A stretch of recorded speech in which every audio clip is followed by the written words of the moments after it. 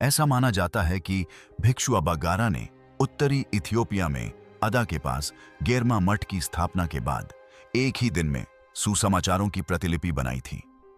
इसमें कुल 670 पृष्ठ हैं, जिनमें 28 सचित्र पृष्ठ शामिल हैं। इन सचित्र पृष्ठों में सुसमाचार प्रचारकों के 4 चित्र और सुलेमान के मंदिर का एक चित्र शामिल है। पुनरुत्थान के बाद कुछ ऐसा घटित हुआ कि इसे इथियोपिया के बाहर कभी पढ़ा नहीं जाना था। कुछ सप्ताह पहले पृथ्वी की सबसे संरक्षित धार्मिक परंपराओं में से एक से कुछ ऐसा चुपके से बाहर आ गया, जिसे विद्वान अभी तक समझ नहीं पा रहे हैं कि इसका क्या करें। इथियोपियाई ऑर्थोडॉक्स भिक्षुओं ने, जो 1000 से अधिक वर्षों से पत्थर के मठों में छिपी प्राचीन पांडुलिपियों के संरक्षक रहे हैं, अपनी 81 पुस्तकों वाली बाइबल से पुनरुत्थान के एक अंश का अनुवाद करवाकर उसे बाहरी दुनिया के सामने जारी करने की अनुमति दे दी। लेकिन यह पुनरुत्थान की वह कहानी नहीं है जो आपने पहले सुनी है। न तो खाली कब्र, न लुढ़का हुआ पत्थर, न ही सन्नाटा। यह बिल्कुल अलग बात है। कुछ गहरा, कुछ अंधकारमय, कुछ बेचैन करने वाला। क्योंकि यह अंश केवल यीशु के पुनरुत्थान के बाद जो हुआ उसका वर्णन नहीं करता है। इसमें बताया गया है कि किस चीज ने ईश्वर के स्वरूप को बदला, आत्मा का उद्देश्य क्या है, और एक ऐसे धोखे के बारे में चेतावनी दी गई है जो इतना विश्वसनीय है कि मानो स्वयं मोक्ष हो। और अगर आप इस तरह के छिपे हुए सत्यों की ओर आकर्षित हैं, तो वीडियो को लाइक करना और सब्सक्राइब करना न भूलें, क्योंकि आगे जो आएगा वह और भी परेशान करने वाला होगा। अब वह हिस्सा जिस पर आपको पूरा ध्यान देना चाहिए। जिस बाइबल की ये भिक्षु रक्षा कर रहे हैं, उसमें 66 पुस्तकें नहीं हैं, 73 भी नहीं, इसमें 81 पुस्तकें हैं। और ये अतिरिक्त पुस्तकें मामूली नहीं हैं। इनमें अब तक संरक्षित सबसे महत्वपूर्ण आध्यात्मिक ग्रंथों में से कुछ शामिल हैं। ये वे रचनाएं हैं जिन्हें पश्चिमी ईसाई धर्म से हटा दिया गया, छिपा दिया गया या कभी शामिल ही नहीं किया गया, जबकि अधिकांश लोगों को इनके अस्तित्व का पता भी नहीं था। और इससे पहले कि हम यह बताएं कि यह अनुवाद वास्तव में क्या कहता है, लाइक और सब्सक्राइब करें, क्योंकि यह उस तरह का ज्ञान है जिसे कुछ लोग आपको बताना नहीं चाहते। और आपको यह समझना होगा कि यह किस प्रकार की बाइबल से लिया गया है, क्योंकि एक बार जब आप यह समझ जाएंगे तो बाकी सब कुछ बहुत अलग लगने लगेगा। लगभग 2000 वर्षों तक इथियोपिया के ऊंचे इलाकों में रहने वाले भिक्षुओं ने धर्म ग्रंथ का एक ऐसा संस्करण संरक्षित रखा जो पश्चिम में उपलब्ध नहीं है। एनोक, जुबिलीज और मैकेब्स जैसी पुस्तकें, जिन्हें प्रारंभिक ईसाई श्रद्धापूर्वक पढ़ते थे, 4वीं और 5वीं शताब्दी की महान चर्च परिषदों के दौरान चुपचाप हटा दी गईं। इथियोपिया ने इन संशोधनों को कभी स्वीकार नहीं किया। उन्होंने सब कुछ बरकरार रखा। और हम यहां किसी मामूली दस्तावेज की बात नहीं कर रहे हैं। 2010 में इथियोपिया के एक मठ में मिले गारा गॉस्पेल की रेडियो कार्बन डेटिंग से साबित हुआ कि ये 330 से 650 ईस्वी के बीच लिखे गए थे, जिससे ये पृथ्वी पर अब तक पाए गए सबसे पुराने सचित्र ईसाई पांडुलिपि बन गए। जब यूरोप में अराजकता फैली हुई थी, तब इथियोपिया के भिक्षु पत्थर के कमरों में बैठकर ईसाई धर्म के मूल स्रोत को सावधानीपूर्वक संरक्षित कर रहे थे। अब जिस पुस्तक को पश्चिमी विद्वानों ने सदियों तक मिथक कहकर खारिज कर दिया, वह है एनोक की पुस्तक। और जैसे ही आप इसे पढ़ते हैं, आप समझ जाते हैं कि इसे क्यों हटाया गया था। एनोक सिर्फ यह नहीं कहता कि बाढ़ से पहले मानवता ने पाप किया था। यह बताता है कि चीजें कैसे गलत हुईं। यह 2 संरक्षक देवदूतों का वर्णन करता है जो दिव्य प्राणी पृथ्वी पर उतरे। उन्होंने मानव पत्नियां लीं और नेफिलिम नामक संकर संतानें पैदा कीं, जो विशालकाय थे, जिन्होंने दुनिया को नष्ट और भ्रष्ट कर दिया। यह उनके नाम अलग अलग बताता है। साम्याजा, आजेल, बराखियल। इसमें कहा गया है कि इन प्राणियों ने सिर्फ विद्रोह नहीं किया, उन्होंने मानवता को निषिद्ध ज्ञान सिखाया, जैसे शस्त्र बनाना, जादू टोना, ज्योतिष भौतिक जगत का हेरफेर, यह केवल साधारण अवज्ञा नहीं थी, यह सत्ता का अनधिकृत हस्तांतरण था। और रोमन चर्च इससे कोई संबंध नहीं रखना चाहता था, क्योंकि एनोक द्वारा वर्णित दुनिया ऐसी थी जहां आध्यात्मिक सत्ता विकेंद्रीकृत, खतरनाक और संस्थागत नियंत्रण से पूरी तरह बाहर थी। इसलिए इसे समाप्त कर दिया गया। इथियोपिया ने इसे संरक्षित रखा। लेकिन एनोक तो बस शुरुआत है, क्योंकि उस 81 पुस्तकों वाली बाइबल में एक और पुस्तक है। और पुनरुत्थान का जो अंश अभी सामने आया है वह सीधे उसी से लिया गया है। वे 40 गुप्त दिन। पुनर्जीवित मसीह ने वास्तव में क्या सिखाया? इसे मशाफा केदान वाचा की पुस्तक कहा जाता है। पश्चिमी परंपरा में पुनरुत्थान और स्वर्गारोहण के बीच के 40 दिनों का वर्णन लगभग 3 पैराग्राफ में किया गया है। कुछ दर्शन, कुछ सांत्वना भरे शब्द, और फिर यीशु चले जाते हैं। लेकिन इथियोपियाई मशाफा केदान में वे 40 दिन ही मुख्य बिंदु हैं। यही मुख्य घटना है। यहीं पर वास्तविक शिक्षा दी जाती है। और जो वह सिखाते हैं वह मानक सुसमाचारों में मौजूद बातों से बिल्कुल अलग है। इस पाठ के अनुसार पुनर्जीवित मसीह अपने शिष्यों को सांत्वना देने के लिए नहीं, बल्कि उन्हें एक युद्ध के लिए तैयार करने के लिए इकट्ठा करते हैं। एक शारीरिक युद्ध नहीं, बल्कि एक आध्यात्मिक युद्ध। और सबसे पहले वह शत्रु का नाम लेते हैं। वह इसे परछाइयों का निर्माता कहते हैं। वह भौतिक संसार, धन, प्रतिष्ठा, साम्राज्य, राजनीतिक सत्ता को एक धोखेबाज शक्ति, एक निर्माता के प्राथमिक खेल के मैदान के रूप में वर्णित करते हैं, जो इतनी विश्वसनीय झूठी वास्तविकताओं का निर्माण करता है कि अधिकांश लोग उन पर कभी सवाल नहीं उठाते। और फिर वह कुछ ऐसा कहते हैं जो आपको स्तब्ध कर देगा। वह अपने शिष्यों से सीधे कहते हैं, पत्थर के मंदिर मत बनाओ, क्योंकि पत्थर टूट जाएगा। हृदय का मंदिर बनाओ, क्योंकि वह शाश्वत है। अब एक अच्छे रविवार के उपदेश के संदर्भ में यह एक सुंदर रूपक जैसा लगता है, लेकिन मशक्केदान में यह एक शाब्दिक आदेश है। वह उन्हें चेतावनी दे रहे हैं कि संगठित धर्म शत्रु बन जाएगा। वह भयावह सटीकता के साथ भविष्यवाणी करता है कि लोग लंबे चोगे पहनेंगे और उसके नाम का इस्तेमाल सोना इकट्ठा करने के लिए करेंगे। वह विशेष रूप से भविष्य के रोम के बारे में चेतावनी देता है, जो उसके क्रूस को तलवार में बदल देगा। यही सटीकता विद्वानों को सबसे ज्यादा परेशान करती है। यह भविष्यवाणी से ज्यादा ऐसा लगता है जैसे किसी ने धर्मयुद्ध, धर्म जांच और बड़े बड़े उपदेश देने वाले लोगों को देखा हो और उनका पहले से ही वर्णन कर रहा हो।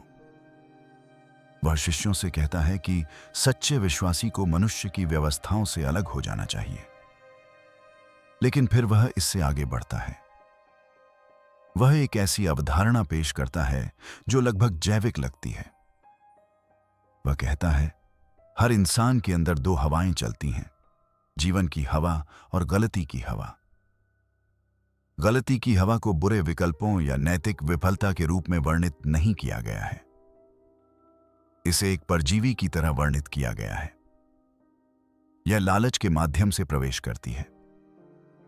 यह आंखों के माध्यम से प्रवेश करती है जब वे उन चीजों को देखते हैं जिन्हें नहीं देखना चाहिए। यह मुंह के माध्यम से प्रवेश करती है, जब मुंह ऐसी बातें बोलता है जो सच नहीं होती, और एक बार अंदर घुस जाने पर यह दिल को कठोर बना देती है। यह एक सांस लेने वाले, चलने फिरने वाले, कार्यशील इंसान को, जिसे वह चलती फिरती कब्र कहता है, में बदल देता है।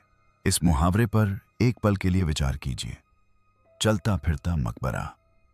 एक ऐसा व्यक्ति जो शारीरिक रूप से जीवित है, खाता पीता है, सोता है, काम करता है और अपने फोन पर समय बिताता है, लेकिन आध्यात्मिक रूप से खोखला हो चुका है।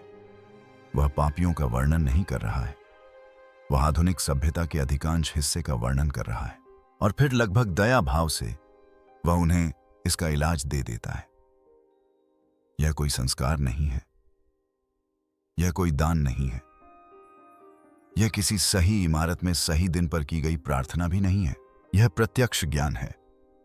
वह उनसे कहता है कि वे अपने विचारों पर उसी प्रकार नजर रखें जैसे कोई रक्षक शहर के द्वार की रखवाली करता है और अंदर आने की कोशिश करने वाली हर चीज की जांच करता है। वह उनसे कहता है कि स्वर्ग का राज्य बादलों के ऊपर नहीं है।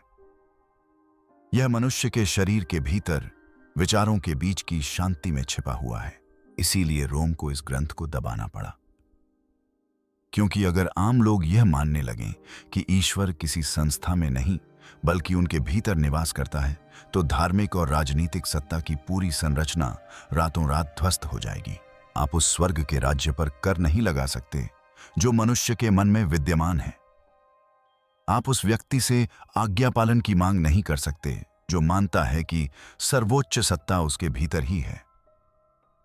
और फिर वह पंक्ति आती है जिस पर शोधकर्ता बार बार लौटते हैं, वह पंक्ति जो स्पष्ट रूप से पूरे अंश में सबसे विचलित करने वाली है।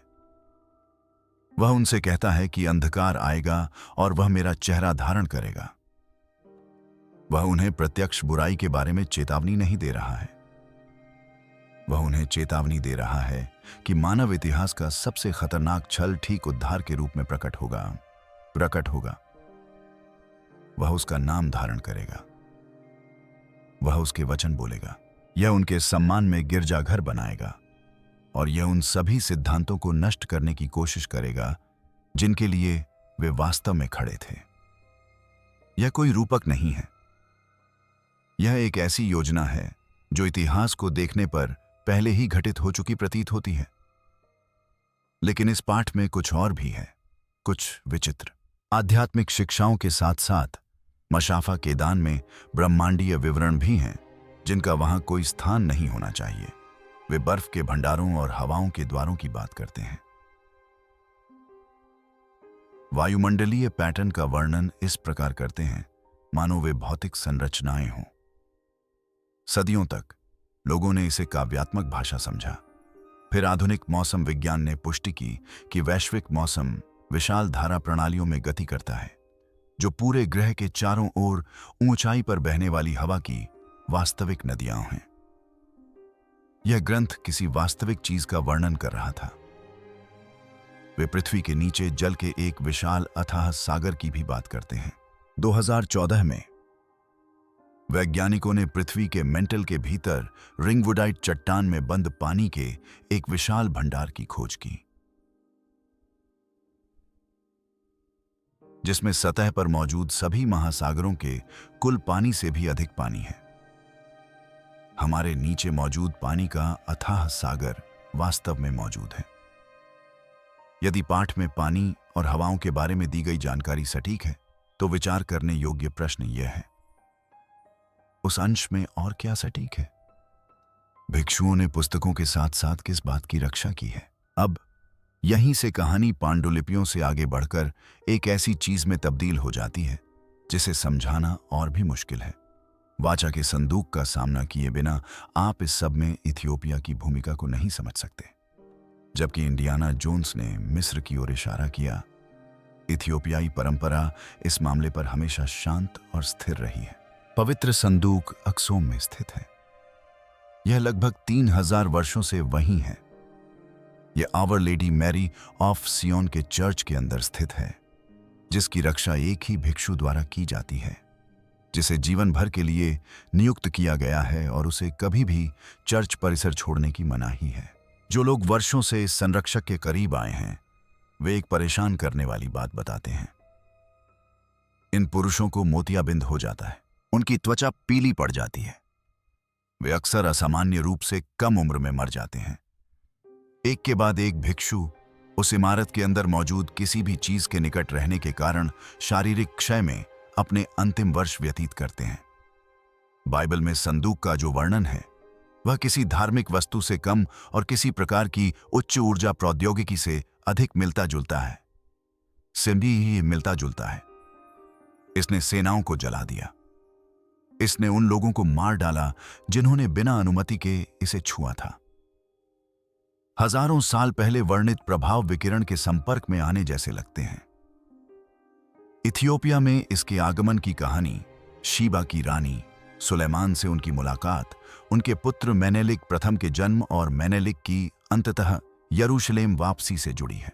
इथियोपिया के शाही इतिहास के अनुसार कनागास्ट, मेनेलिक और उनके साथियों ने संदूक को एक प्रतिकृति से बदल दिया और मूल संदूक को अपने साथ इथियोपिया ले गए। और इथियोपिया उन सभी सभ्यताओं के विपरीत जिन्होंने बाद में इस पर कब्जा करने की कोशिश की, इसे कभी खोया नहीं है। इथियोपिया एकमात्र ऐसा अफ्रीकी राष्ट्र भी है जिस पर कभी भी सफलतापूर्वक उपनिवेश स्थापित नहीं किया जा सका। सन 1896 में जब इटली ने आधुनिक हथियारों और तोपखाने के साथ आक्रमण किया, तो इथियोपियाई सेना ने अदवा की लड़ाई में उन्हें निर्णायक रूप से हरा दिया। इतिहासकार आज भी इस बात पर बहस करते हैं कि पुराने हथियारों से लैस सेना ने आधुनिक यूरोपीय सेना को कैसे पराजित किया। स्थानीय वृत्तांतों में युद्ध क्षेत्र के पास पवित्र संदूक लाए जाने का उल्लेख है। एक प्रकाश, एक निर्णायक मोड़ जिसकी पूरी तरह से व्याख्या कोई नहीं कर सकता। नाइट्स टेम्पलर को इन सब बातों की जानकारी थी। वे 12वीं शताब्दी में विशेष रूप से पवित्र संदूक की खोज में इथियोपिया गए थे। उनके प्रतीक आज भी पत्थर पर खुदे हुए हैं। लाइबेला की दीवारें। वे समझ गए थे कि पवित्र ग्रेल कोई प्याला नहीं था, यह एक वंश था और संदूक इसका भौतिक प्रमाण था। वे गिरजाघर जिनका अस्तित्व नहीं होना चाहिए था। लाइबेला की बात करें तो अगर आपने इसके बारे में कभी नहीं सुना है तो तैयार हो जाइए। 12वीं शताब्दी में राजा लाइबेला ने 11 गिरजाघर नहीं बनवाए थे। उन्होंने उन्हें गुफाओं में आकार देकर नहीं, बल्कि ठोस ज्वालामुखी चट्टान में सीधे नीचे की ओर तराश कर बनवाया था। स्तंभों, खिड़कियों, दरवाजों, जल निकासी प्रणालियों और आंतरिक कमरों से सुसज्जित पूर्ण रूप से निर्मित गिरजाघर सभी एक ही निरंतर पत्थर के टुकड़े से तराशे गए थे। एक ऋणात्मक मूर्तिकला। आप कुछ भी जोड़ते नहीं हैं। आप चर्च के अलावा सब कुछ हटा देते हैं और एक गलत कट पूरी संरचना को हमेशा के लिए नष्ट कर देता है। आधुनिक इंजीनियरों ने गणना की है कि पारंपरिक रूप से दी जाने वाली समय सीमा 24 वर्षों में हाथ के औजारों से ऐसी 11 संरचनाओं को पूरा करने के लिए 40,000 श्रमिकों और एक सदी से भी अधिक समय की आवश्यकता होती। और जो चट्टान हटाई गई, लाखों टन ज्वालामुखी मलबा, वह अब मौजूद ही नहीं है। न तो कोई मलबा जमा है, न ही इस बात का कोई सबूत कि वह कहां गया। 800 वर्षों से चली आ रही स्थानीय मौखिक परंपरा के अनुसार मानव श्रमिक दिन में निर्माण कार्य करते थे और देवदूत रात भर प्रकाश के औजारों का उपयोग करके दोगुनी गति से काम करते रहते थे। अब देवदूतों के बारे में आप जो भी मानते हो, यह इंजीनियरिंग संबंधी विसंगति वास्तविक है। और जब आप इसकी तुलना मशफा केदान में आवृत्तियों और पदार्थ के हेरफेर के ज्ञान से करते हैं, आका देते हैं, तो एक अलग तरह की व्याख्या सामने आने लगती है। एक ऐसी व्याख्या जिसमें ध्वनि, अनुनाद और ऐसी तकनीकें शामिल हैं जो हमारी वर्तमान सभ्यता से हजारों वर्ष पूर्व की हैं। 11 चर्चों में सबसे प्रसिद्ध सेंट जॉर्ज का चर्च धरती में धंसे हुए एक पूर्ण क्रॉस के आकार का है। इसकी जल निकासी प्रणाली 800 वर्षों से मूसलाधार मौसमी बारिश के बावजूद निर्बाध रूप से कार्य करती रही है। पूरे परिसर के नीचे घोर अंधेरे में सुरंगों का एक जाल बिछा हुआ है, जिसका उपयोग पुरोहितों के दीक्षा समारोह के लिए किया जाता था, जहां वे मंत्रोच्चार करते हुए दृष्टिहीन अवस्था में मार्ग का अनुसरण करते थे। वास्तुकला वाचा की पुस्तक के धर्मशास्त्र को मूर्त रूप देती है। प्रकाश तक पहुंचने के लिए आपको पहले अंधेरे से होकर गुजरना होगा। यह कोई रूपक नहीं है, यह एक इमारत है। स्थल के हालिया 3D लेजर स्कैन से फर्श के नीचे खोखले कक्षों का पता चला है, जिन्हें 8 शताब्दियों से खोला नहीं गया है। कोई नहीं जानता कि उनके अंदर क्या है। वह वंश जो सब कुछ बदल देता है। और इन सब के नीचे पुस्तकों, संदूक और पत्थर के गिरजाघरों के माध्यम से एक वंश का दावा है जिसका पश्चिमी ईसाई धर्म कभी भी समाधान नहीं कर पाया है। इथियोपिया के सोलोमोनिक राजवंश ने लगभग 900 ईसा पूर्व से 1974 तक लगभग 3000 वर्षों तक शासन किया। एक निरंतर राजवंश, 225 सम्राट। उनमें से अंतिम हेली सलासी को यहूदा जनजाति के विजयी शेर की आधिकारिक उपाधि प्राप्त थी। यह कोई काव्यात्मक उपनाम नहीं है, यह स्वयं राजा दाऊद से वंश की कानूनी घोषणा है। यदि मरियम दाऊद के वंश से थीं और इथियोपियाई राजाओं ने भी इसी वंश का दावा किया, तो यीशु और इथियोपियाई सिंहासन के बीच का संबंध केवल प्रतीकात्मक नहीं है, यह पारिवारिक है। आधुनिक आनुवंशिकी ने इसे और भी पुख्ता किया है। इथियोपियाई आबादी के डीएनए अध्ययनों से प्राचीन लेवेंटाइन मार्करों की पहचान हुई है, जो आधुनिक इज़राइल और सीरिया क्षेत्र से प्राप्त आनुवंशिक सामग्री है, जिसका इतिहास लगभग 3000 वर्ष पुराना है और यह क्रागास्ट प्रवास की कहानी के कालक्रम से बिल्कुल मेल खाता है। ये किंवदंतियां वास्तविक जनसंख्या आवागमन से मेल खाती हैं। यही कारण है कि इथियोपियाई ईसाई धर्म को कभी परिवर्तित करने की आवश्यकता नहीं पड़ी।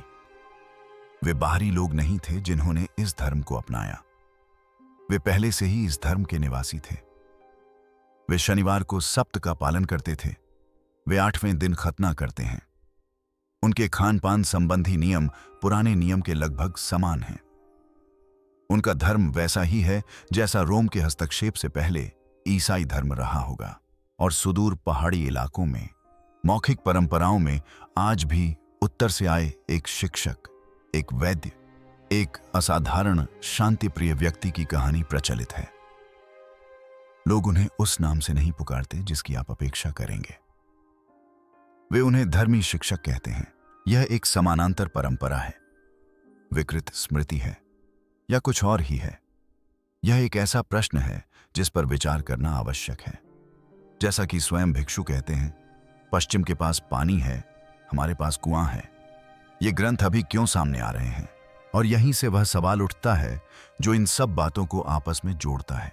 अब क्यों ये पांडुलिपियां कीड़ों, युद्धों, आक्रमणों और सदियों के जानबूझकर किए गए अलगाव से बची रहीं? सुदूर पर्वतीय मठों में भिक्षुओं ने इन्हें एक सहस्राब्दी से अधिक समय तक बकरी की खाल में लपेटकर बाहरी लोगों से दूर रखा। फिर कुछ ही वर्षों के भीतर अनधिकृत अनुवाद प्रसारित होने लगे। डिजिटल प्रतियां इतनी तेजी से फैलती हैं कि कोई भी संस्था उन्हें रोक नहीं सकती। मशफा केदान का पुनरुत्थान वाला अंश आपके फीड में किसी समाचार क्लिप या मीम के बीच आ जाता है। यह कोई संयोग नहीं है, कम से कम ग्रंथों के अनुसार तो नहीं। मशफा केदान का सबसे प्रभावशाली भाग अंत समय का वर्णन एक ऐसे वाक्यांश से करता है जिसका मूल भाषा में अनुवाद मोटे तौर पर भ्रम के जालों का युग होता है। एक अति जुड़ा हुआ संसार जहां लोग बिना शारीरिक आवाज के संवाद करते हैं और बिना शारीरिक आंखों के देखते हैं। एक ऐसा संसार जो सूचनाओं से भरा है लेकिन सत्य से विरक्त है। इस ग्रंथ में कहा गया है कि जब मानवता झूठी वास्तविकताओं में पूरी तरह खो जाएगी तो छिपा हुआ ज्ञान पुरस्कार के रूप में नहीं बल्कि आपातकालीन उपाय के रूप में प्रकट किया जाएगा। यह ग्रंथ में ही लिखा हुआ है, जैसे आग लगने पर तुरंत कार्रवाई करने का प्रोटोकॉल। परिस्थितियां अनुकूल होते ही सक्रिय होने के लिए निर्धारित समय। जरा चारों ओर देखिए।